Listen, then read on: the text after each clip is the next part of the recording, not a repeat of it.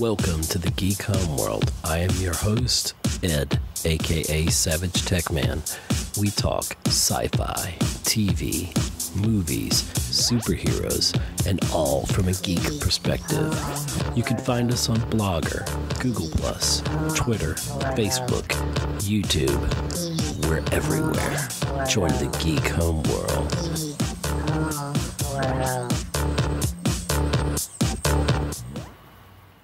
Hello, everyone, and welcome to another episode, another live stream of Geek Homeworld. We are here on YouTube, live streaming here. I apologize. We were going to start an hour ago, but my computer just decided it was going to do what it was going to do. And joining me once again here is Cheryl. Welcome back. If you know Cheryl, her on Twitter, you're at PalacePrincess. Yep. And Cheryl is a big Loki fan. Yes. And I don't care what he does. I'm happy. You're happy either way. As long as he's doing something. As long as he's doing something. That's awesome. We're on Twitter, Geek Homeworld, Instagram. We're on Facebook. If you would subscribe to the channel, that would be fantastic. Give us a thumbs up on the video. I do apologize for the live stream being late. You know, it's just computer glitches and things. I don't know. Maybe it was the announcement of Windows 11 today, so my Windows 10 device decided not to work. I don't know. Just your computer. It's just my computer. It's a good computer. It's a real good computer, but I don't know. Anyway, so we're going to talk about a couple things here. We're going to talk about Loki, and this will be spoiler filled. I think there's a pinned comment here, or it was. Or maybe it's not, but the pinned comment that I had to the stream here is that this will be spoiler filled. We're going to be talking about Loki, episode 3, Lamentis, I believe is the name of it, and how it moves the story forward. We're also going to talk about Fast and Furious 9, or F9 or whatever. The Royal We is going to talk about F9 because that's just you. That's probably just me. You're just here for the Loki. And I'm only here for the Loki. You're only here for the Loki. And I was going to talk some Star Wars. If some other people show up here live on the stream, we'll talk about it. If not, oh well. Be it as it may. This is the Loki episode. So what were your thoughts, Cheryl, about the episode?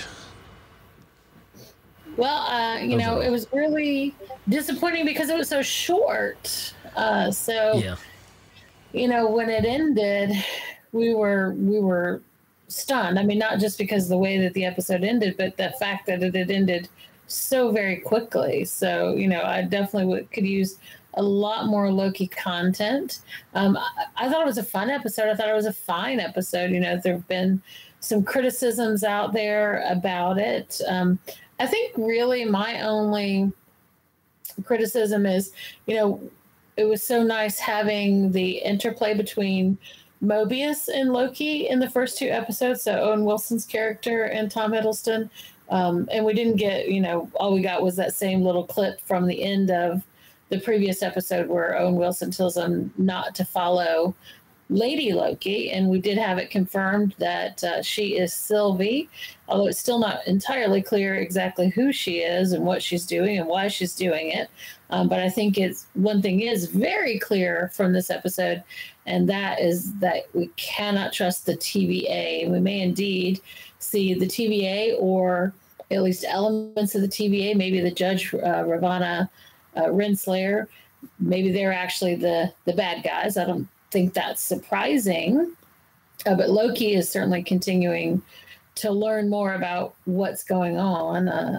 He learns from Sylvie in this episode that the TVA agents were not all just created directly by the timekeepers, but that they used to be human and that they are now also variants. So what does that mean if there are literally thousands of variants? Exactly. Yeah. Where does that leave us?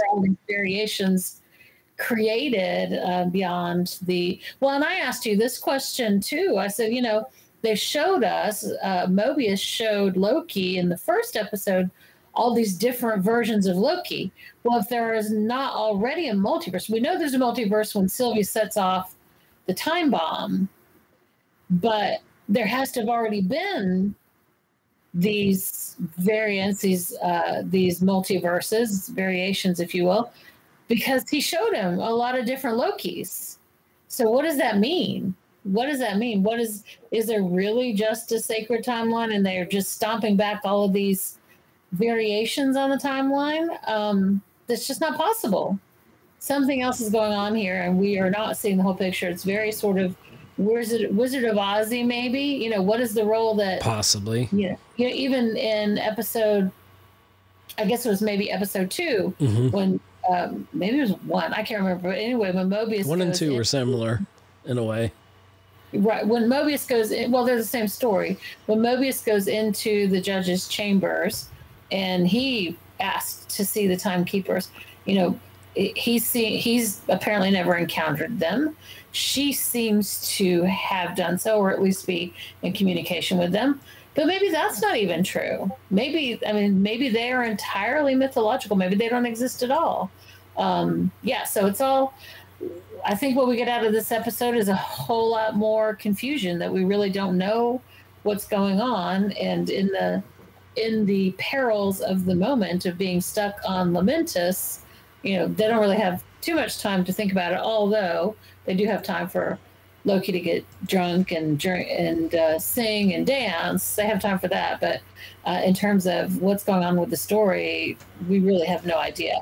And we don't know either how they're going to get out of this predicament, because they have basically destroyed their only way out on a planet that no one survives. Yeah, the thing that I'm wondering is, what if there is no sacred timeline? You know, what if we're, you know, being myopic and only, you know, being shown this portion of the whole big picture, like you said, and maybe the universe is utter chaos. Maybe prime Loki, I guess you would call him, you know, the Loki that we know, or this is the 2012 Loki, because Loki in 2023 this is the Loki of Avengers. Died. Right. This is the Avengers Loki, not the Endgame Loki. And it gives him a wonderful chance to redo his character and, you know, change the outlook of, you know, because he's seen where he dies at the hands of Thanos. So maybe we'll see we'll find out that, you know, this is all a charade, the Wizard of Oz analogy that you used, possibly. I don't know. You know, I feel like there's something bigger. And my thoughts about the third episode, yes, it was shorter, and yes, it did leave on a good cliffhanger, but I hate I love cliffhangers and hate them at the same time. You know, I could have used 5 or 10 more minutes. I wish they would have, spoiler alert, as we said earlier, I wish they would have got off that planet, you know. And somebody said, it might have been you, that they think Loki might have picked up the time, or not the time stone. No. It was we ran into some folks today. We had our own Comic-Con at a restaurant this afternoon, right? And so it was one of my friends and colleagues who said that they thought he might have picked up a time stone, and that was going to be, I think what she was saying is that's going to be the means of escape. Who knows? I mean, it could be that, you know, he already shared with Mobius that Sylvie's been hiding in various apocalypses around the timeline. Right. And so it may be that what's going on back at the TVA while we're watching this happen on Lamentis, that what's going on with Mobius and the others is they are popping into the other apocalypses and trying to find them. So it could be that Mobius comes and basically saves the day to get them off of Lamentis.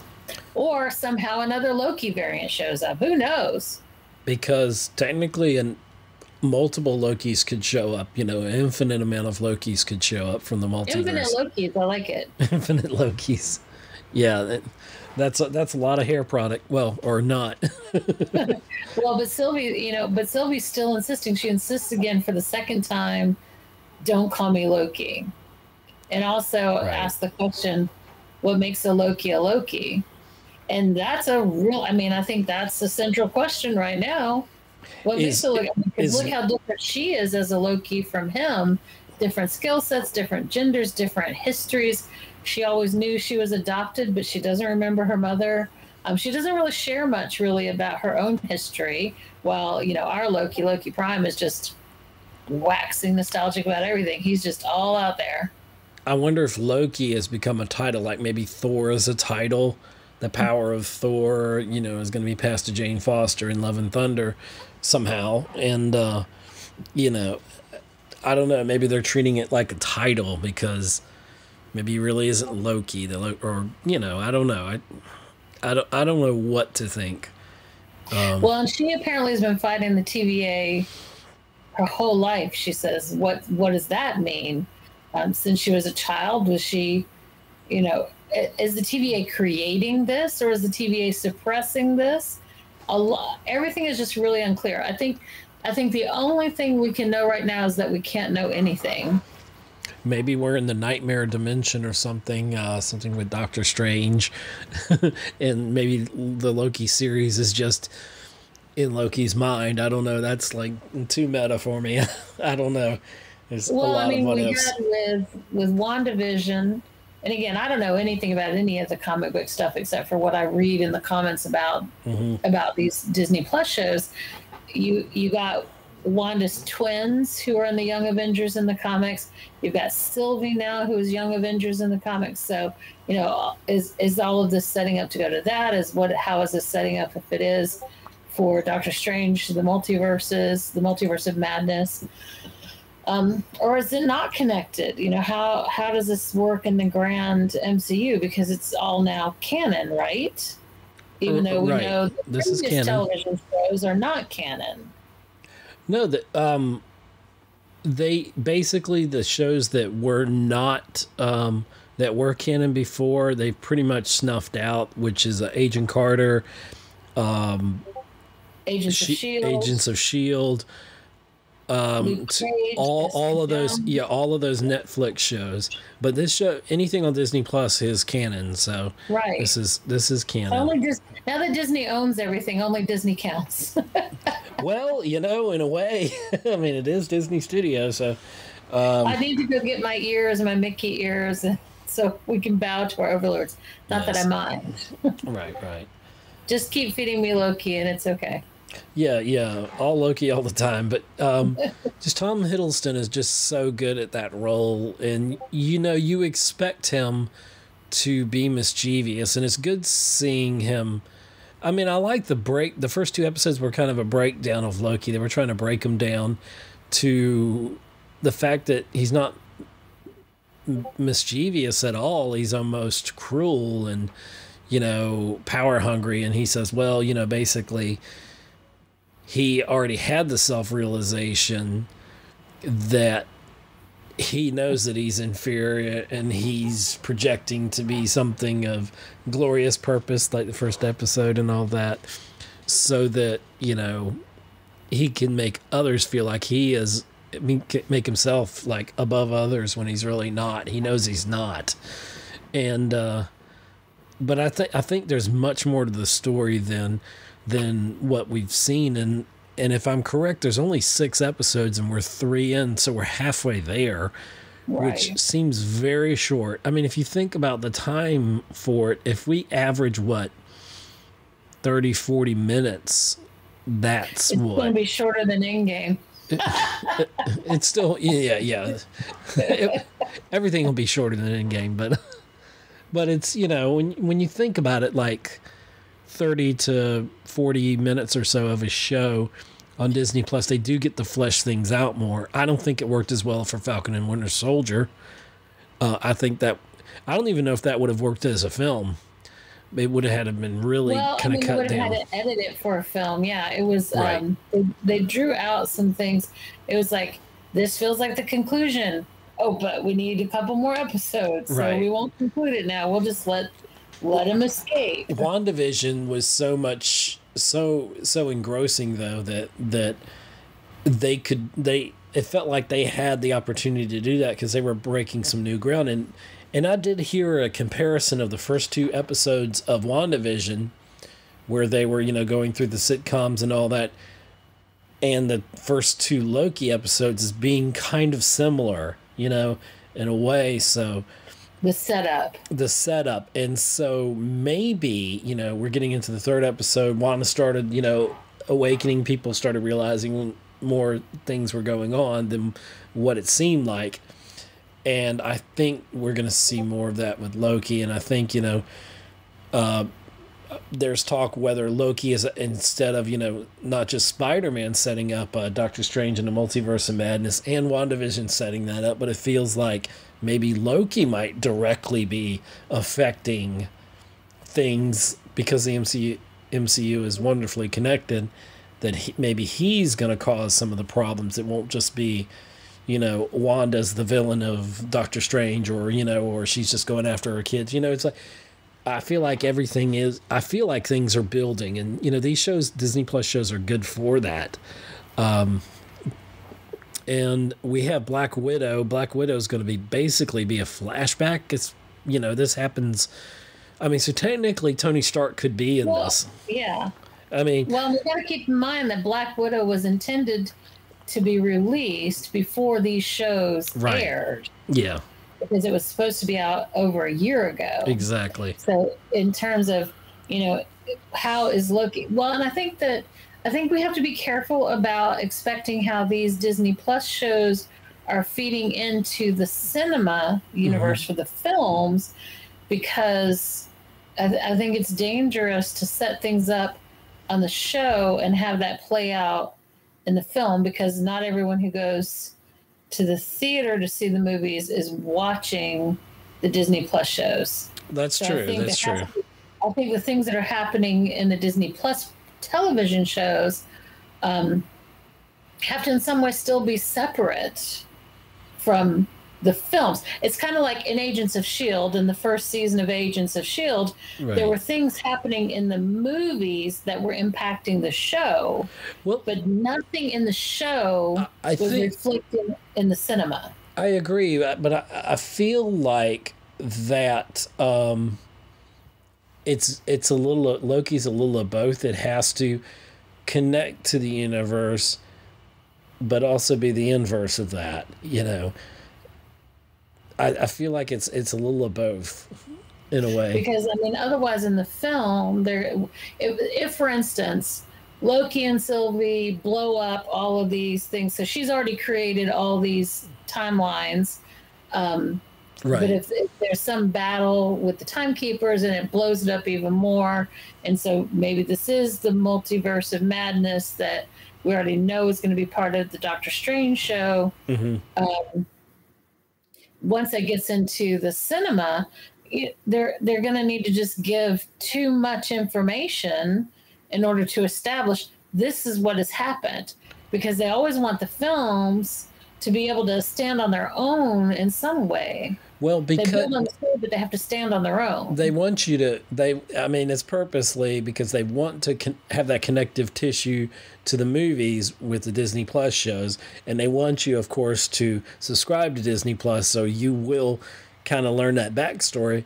But I think enough people are subscribing to it or hearing about it in the ethers or whatever. To know, right? We don't know for real. Yeah, but I feel like that it ties into the universe, that it gives you, what I'm trying to say is that Disney is purposely making you, and this is also a business move, but they personally make you get invested in these shows, watch these shows, so they can cover a little bit more material to set up the movies and the big events.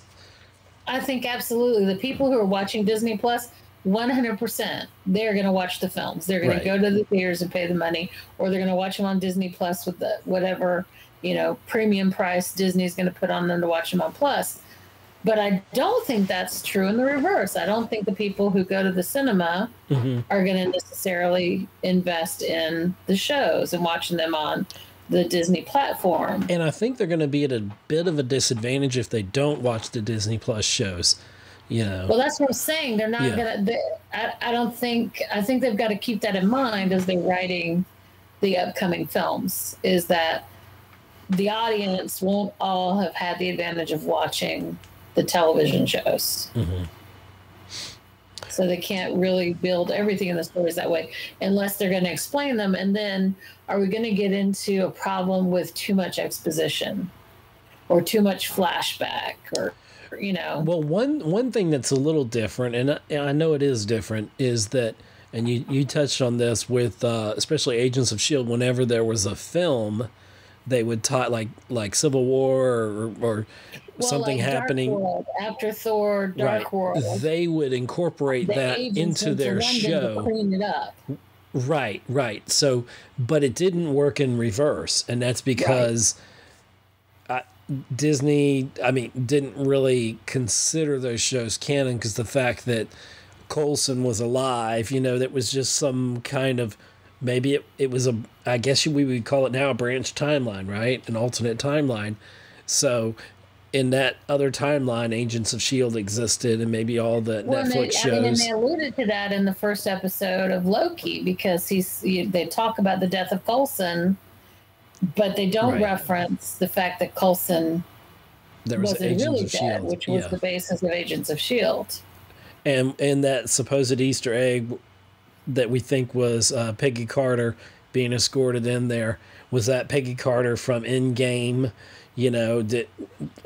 because I can't see a way that Steve Rogers going back and not being Captain America and living his life out with Agent Carter. None of that makes sense in the same timeline. He would have changed. I feel like he still would have changed something. He would have created a branch timeline, and then he would have had to have, I guess, a Pym particle, because that's what they used in there, or an Infinity Stone or something to jump from that branch as older Steve Rogers, over to the end of Endgame. He'd have to jump back into that timeline somehow. He would have had to cross over into that timeline.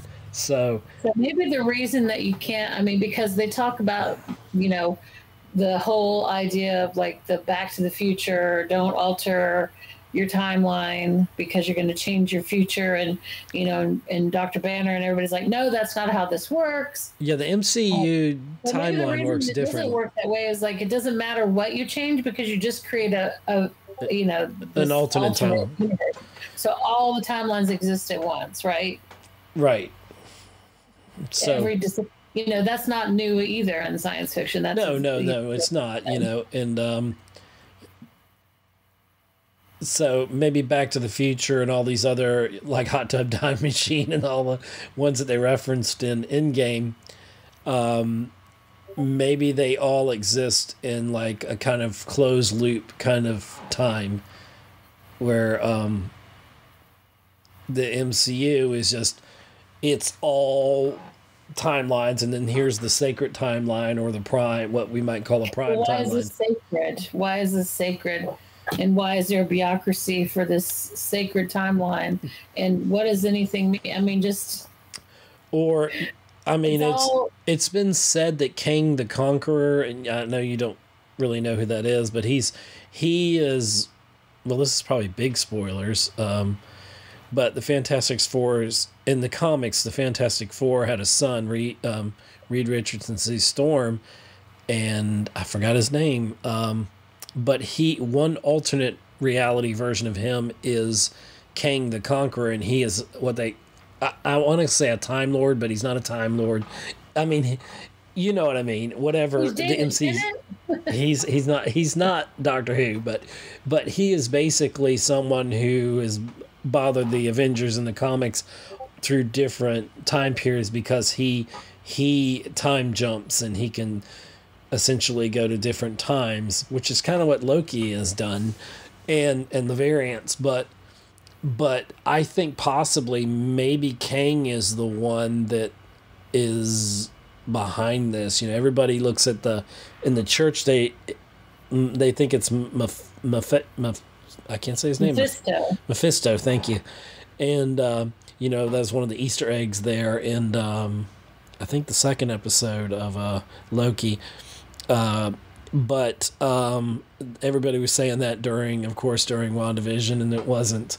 Or maybe it was. Maybe we'll find out later on, because the MCU is good about going back and kind of rewriting history, filling in the blanks there, kind of, retrofitting history to adjust to the timeline. And so maybe that says something in itself that, there are just various time streams. I mean, several a multiverse of them, and maybe Doctor Strange is going to have to pull it all together, with Wanda's help and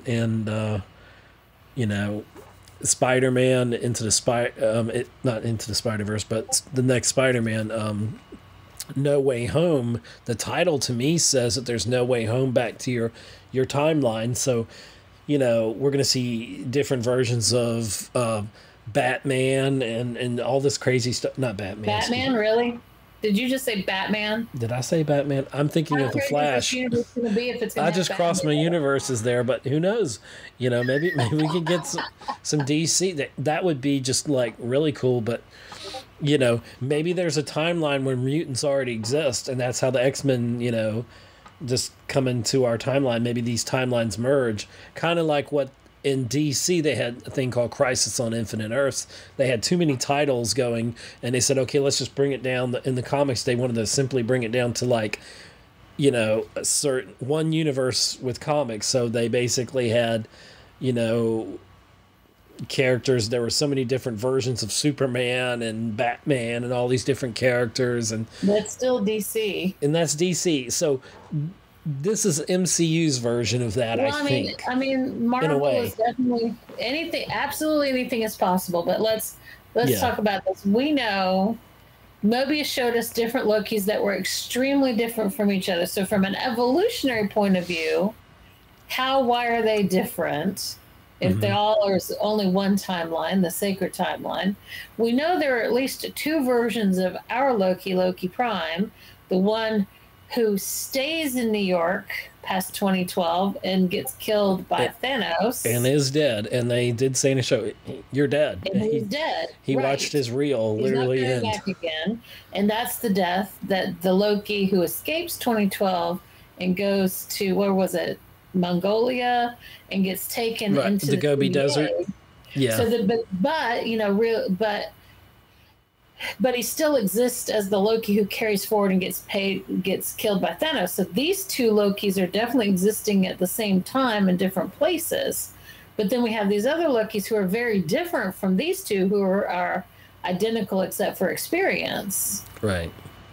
Now, so why are they so different if there was only one sacred timeline? How did Loki, who is Sylvie, emerge from the same timeline as our Loki? And, I'm thinking of the entirety of our Loki's past. At what point was our Loki, the Loki who became Sylvie? That's not possible. But Lokis that Mobius showed him, it's not possible for our Loki to have just gone into an alternate timeline and become that Loki. These Lokis are for completely different timelines with completely different evolutions. And even the way that they show, like, if we go back to Avengers in 2012, they used the Tesseract, basically the the Space Stone, to open that portal to space, and then, it's like a door you open one end, and, and like they said, Dr. Selvig said, yeah, but somebody's coming in from the other side or whatever. And Loki shows up. Now, when Loki used the Tesseract or Time Stone in Endgame, and he shows up in his TV series and, in the Gobi Desert, there's like the little door. It's a different way that we see time. And why did it just, I guess, do you have to plan where you're going, I guess? Or was it just so random? He grabbed the stone and just, teleported away or whatever. But yeah, remember Loki just fell out of the sky into the desert, which was very reminiscent of the scene from Iron Man where Iron Man makes his first suit and flies out of the cave, and then it just falls apart, and he just falls apart in the desert there and all that, and then he gets rescued. But it's weird how the actual use of time is different, or maybe it's just they're updating how time. Yeah. Well, I mean, it could be, because here's the thing. These Lokis can't exist on the same timeline.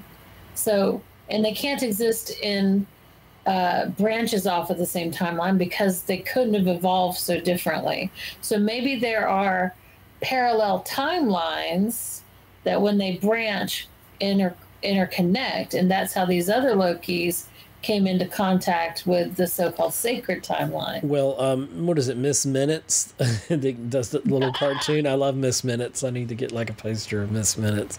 But she showed how, you know, all the timelines were at war with each other. And so Right. I forgot what they're called. The timekeepers. What do they call the I want to call them time lords. I think they're called timekeepers. I don't know. We'll just call them timekeepers for now. But they were preserving the sacred timeline. But I don't know. I don't know that there is a timeline to preserve. I mean, I just, at this point, I'm having confused. watched episode 3, I don't believe they exist. Yeah. Something's going on with Judge Renslayer, and we see her confront Loki and Sylvie in the hallway outside of the Golden Doors in this episode before we get to Lamentis. Something's up with her. We could see she was fishy in episode 2. We definitely saw that confirmed in this episode. She is the bad guy, but is she just the agent of the bad guy, or is she somehow the one actually in charge of the TVA and not just representing those in charge of it? I don't know.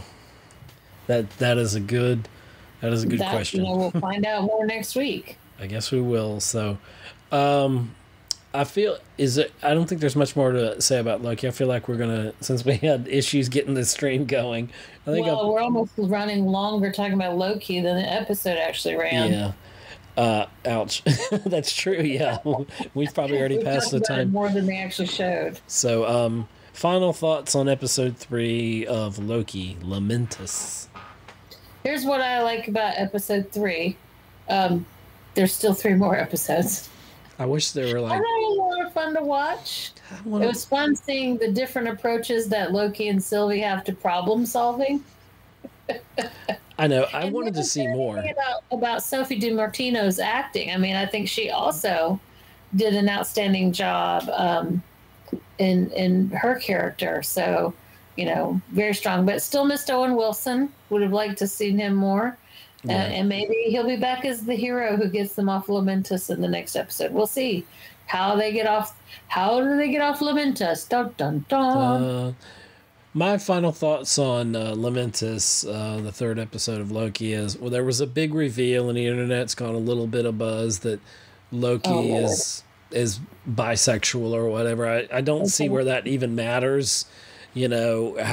Why that's even a thing, or if it's a thing or whatever. Well, I mean, I understand why it matters to people who are in the LGBTQ community, and it is Pride Month, and it's great to have representation. What I don't understand are the people who are upset about it. Well, yeah, I mean, it does mean something, and it is important. But the people who are upset about it, that's the very reason it means something, because people are still upset over things like this, and they should just realize, embrace that we all have differences. Right. And I mean, representation is important. I'm just thinking of the character of Loki. It's never been, just because something's never been established about a character doesn't mean you can't add something to a character that makes that character, more interesting. And this would make Loki more interesting of a character. But him being the god of mischief, I kind of feel like this is really no news, because it feels like that might be something that Loki might be into anything, because he's the god of mischief, Here's what we know what makes a Loki a Loki. Loki's going to do what a Loki's going to do. Right. And both Loki and Sylvie, declare themselves to be hedonists in this episode. And we haven't really seen her do anything, but, he gets drunk and ends up giving away drawing attention to themselves when they're supposed to be keeping their heads down, and he's too busy leading the songs and having a good old time. Loki's gonna do what he's gonna do, and Loki always thinks he has a big grand plan, but anything that comes along can take him off that plan, like singing on that train. He's easily distracted that way. So it's like Loki has ADHD in a way, but mystically, right, or magically, or whatever. And it was good. Mischievous as well. Yes. Yeah, and it was like fun. I'm going to do that now. It was good to see him use some of his magical powers, and and in between him and I want to call her Sylvie. But okay, so one other thing their interaction I liked. Yes. Sylvie says one of the things that she does reveal about herself, she says she taught herself how to enchant people. And Loki was That's a pretty big claim. That is pretty good. I don't believe her. She's done nothing to establish trust. Why should I believe her? I just naturally trust what she says. Our Loki is much more willing to trust her than she is to trust him. Right. But then, of course, we can't trust him that he's actually trusting her. Okay. Well, now I've got myself in a loop. And so let's end the loop. You can stay and talk about F9. F9, is that what it is? Sounds like a terrible tornado. That would be the worst kind of tornado. That would be a really bad tornado. That would be a really bad tornado. Apparently you enjoyed it. But I think I'm actually not going to talk about it. I think I'm just going to end it here and just leave it a Loki episode, since we had issues getting this going. So thank you, Cheryl, for joining us. Where are you on Twitter, in case people want to follow you? Follow me on Twitter at PalacePrincess. And what do you talk about, Princess? Princesses, real life princesses. So you're talking about what Megan is wearing and what? No, I don't talk about what Megan is wearing. When I talk about contemporary royals, I'm usually talking about historic perspective. On my blog, which is Princess Palace, I talk about a historic perspective or about historic women. I certainly try not to get too involved in the various controversies of the day, which are largely made up. And where can people find your blog? What's the link? The web address is HRH Princess Palace at hrhprincesspalace.blogspot.com. Okay. Or you can just search for Cheryl Ciucevich Princess, and you will find me. Yay, I'm smiling when you said that. All right. Well, everybody, thank you for joining us for episode 157, Loki Lamentis. I think Loki was messing with my computer, and so, because it wasn't working, and now it's working. So anyway, I'm going to end this, and I'm going to play the outro. You may or may not hear it. I don't know. We're having sound issues. So thank you, Cheryl, and everybody, goodbye. Thanks for listening to another episode of the Geek Homeworld with your host, Savage Tech Man. You can find us on Libsyn, Google+, follow and interact with us on Twitter, like us on Facebook, listen to us on iTunes and leave a review, subscribe to us on YouTube, read our thoughts on Blogger. See you again on the Geek Homeworld.